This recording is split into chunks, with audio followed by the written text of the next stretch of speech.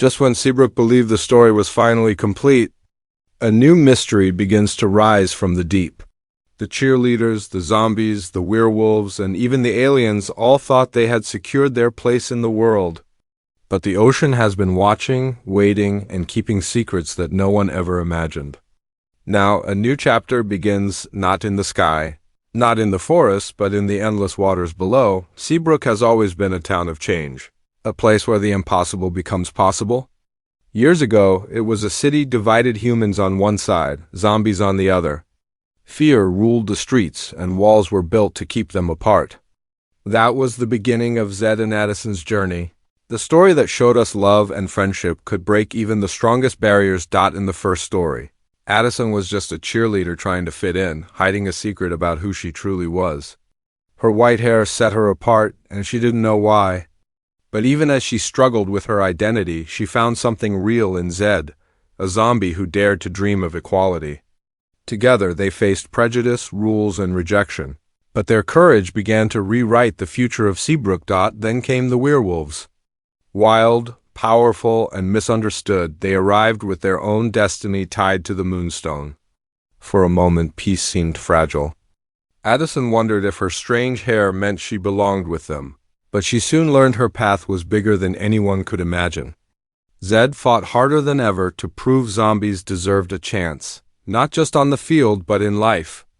Every song, every dance, every act of bravery brought Seabrook closer to unity, but unity was never simple. In Zombies 3, the sky opened and aliens arrived searching for a new home. They were intelligent, dazzling, and different in every way. Their presence revealed Addison's true identity. She was one of them, a born leader with powers that linked her to the stars. For Addison, it was a revelation. For Seabrook, it was another test. Could the town accept yet another group of outsiders? Could peace survive when so many worlds collided? The answer was yes, but not without struggle. Zed, who once only dreamed of playing football with humans, now stood at the center of a movement that had reshaped Seabrook forever. Addison, who once feared being different, became the symbol of what made Seabrook strong: diversity, acceptance, and unity. And together they didn't just survive, they thrived. By the time Zombies 4 ended, it seemed the story had reached its happy ending. The walls were gone. The fears had faded. Humans, zombies, werewolves, and aliens stood side by side, their songs echoing a future full of hope. Addison had chosen her place in Seabrook, not in the stars. Zed had proven that no matter where you came from, you could achieve greatness. They had built a community where every voice mattered. Every hand was held and every dream was possible, but stories like these are never truly over. Because just as Seabrook looked toward the sky and beyond the forests, it forgot about something far closer. The ocean. The waters that surrounded them, calm and familiar, hid a truth no one dared to imagine. Deep below, another community was waiting. They had watched as Seabrook changed, as humans welcomed zombies, as werewolves howled at the moon, and as aliens descended from the stars. The ocean kept its silence, but not forever, for the tides were turning. Something was stirring. Something ancient, powerful, and untested. The sea was ready to rise, and with it would come a new challenge, one that could shake Seabrook to its very core. Zed and Addison's story was far from over. In fact, it was only beginning again. The ocean has always been there, surrounding Seabrook, calm and sparkling under the sunlight. To the people on land, it was just scenery, a place for swimming, fishing, or watching sunsets. But what no one in Seabrook realized was that the water had been guarding a secret. For centuries, deep below the waves, another world existed. A world older than zombies, stronger than werewolves, and even more mysterious than the aliens who came from the stars. That world belonged to the mermaids. The mermaids were not the gentle, singing figures that stories described.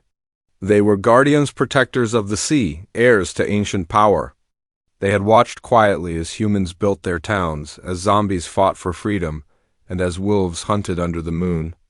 They even watched when the aliens descended, glowing with starlight. To the mermaids, all of it was proof that the land above was restless and dangerous. So they stayed hidden, biding their time, guarding their oceans from the chaos of the surface, But Seabrook had a habit of growing, expanding, and dreaming bigger than ever before. After peace was achieved with the aliens, the town began its newest project, a plan to build a floating energy hub that would stretch out into the sea. This hub promised endless power, clean and bright, but it also meant disturbing the ocean's floor. Drills were lowered, lights cut through the waves, and the sound of human machines echoed into places they were never meant to reach.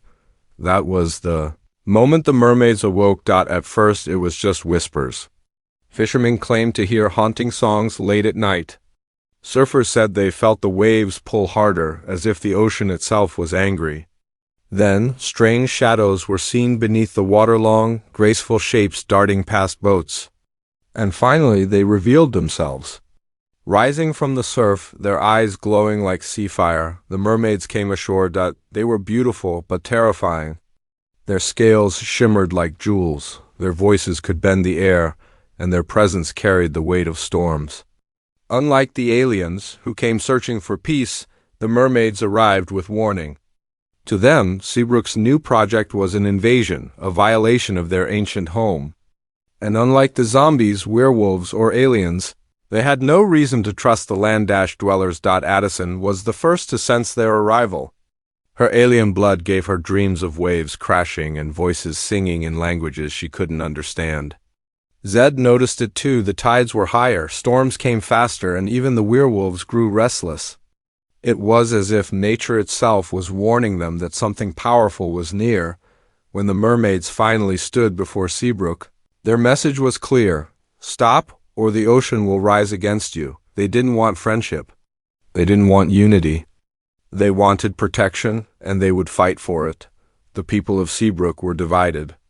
Some wanted to listen, afraid of the power the mermaids carried. Others argued that progress couldn't stop that. Seabrook had a right to grow. For the first time in years, old fears returned. Humans feared another invasion. Zombies worried they would lose their place again. Werewolves sharpened their claws, ready to fight. And the aliens, though peaceful, warned that the mermaids' abilities were unlike anything Seabrook had ever faced, because the mermaids were not just strong swimmers. They controlled the ocean. They could summon waves that swallowed streets, call storms that darkened skies, and sing songs that twisted the mind. And unlike every group that came before them, they had no weakness the people of Seabrook could see, but their power came with reason. To them, the ocean was sacred, and the land above had always taken without asking. They saw Seabrook's expansion as one step too far. They did not understand Zed's dream of unity or Addison's belief in peace. To them, land and sea could never mix. And so the stage was set. A new conflict had begun. For the first time, Seabrook was facing an enemy that wasn't lost or searching. It was an enemy that already had a home. One it would defend at any cost. The ocean had risen. The mermaids had come. And Seabrook would never be the same. For Addison and Zed. The arrival of the mermaids was more than just another challenge for Seabrook. It was a test of who they truly were and what they meant to each other. From the very beginning, their relationship had been about breaking rules and proving that love could survive even when the world said it shouldn't. But this time, the stakes were higher. This time, it wasn't just about fitting it was about survival, identity, and choices that could shape the future of their town. Addison felt the pull first. Her alien heritage, the starlight within her, connected her to the mysteries of the universe. But the mermaids were different. They didn't come from space or forests or graves. They came from a force older than time itself, the ocean. When she heard their songs, it was as if the waves were calling her name, whispering secrets about who she could still become. She began to wonder if she truly belonged on land, or if her destiny was greater, deeper, and tied to the sea. Zed noticed the change in her eyes. She would stare at the horizon longer, listening to the surf as though it was speaking directly to her. And for Zed, that was terrifying. He had fought his entire life to belong. He had stood against every prejudice, every wall, every doubt, just to prove that zombies deserved a place in Seabrook. Finally, he was close to his dream college, a future, a chance to step into the world as an equal. But with the mermaids rising, all of that seemed ready to fall apart. And worse, he feared losing Addison to them. Their bond was tested. Addison wanted to understand the mermaids, to believe that unity was possible once again. Zed, however, couldn't ignore the danger. He had seen battles before: wolves against zombies, aliens against humans, and he knew the destruction that came when fear turned into war. This time it felt different. The mermaids weren't looking for a home. They weren't searching for peace.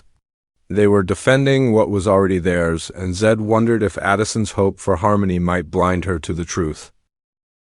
The pressure grew heavier as Seabrook split into factions. Some supported Zed's vision of defense, preparing for the worst. Others whispered that Addison might be the key to peace, that her alien powers and unshakable heart could calm even the fiercest tides. But this balance was fragile. Every conversation, every argument, every choice drove a wedge deeper between Addison and Zed. One night, Addison followed the haunting song of the mermaids to the shore. There, she stood face to face with their leader, a figure both enchanting and dangerous. The leader spoke of destiny, telling Addison that she had always been different because she was chosen not just by the stars, but by the earth and sea as well. "You don't belong only to Seabrook," the mermaid said. "You belong to every world. And the ocean is ready to welcome you." Addison's heart ached. For years, she had searched for who she really was. Cheerleader, werewolf, alien, she had carried every identity placed upon her. And now, to hear that she might also be tied to the sea, it filled her with both wonder and fear. Could it be true? Was she meant to leave everything behind again? Meanwhile, Zed fought his own battle. His college acceptance letter, once the brightest part of his future, now felt like a distant dream. How could he leave Seabrook when the town might be swallowed by waves? How could he chase his goals if Addison was being pulled away from him? The thought of losing her to the sea, or worse, seeing her become someone unrecognizable, kept him awake at night. Their love, once their greatest strength, was now their greatest test. Addison's compassion urged her to bridge the gap with the mermaids, to listen, to understand.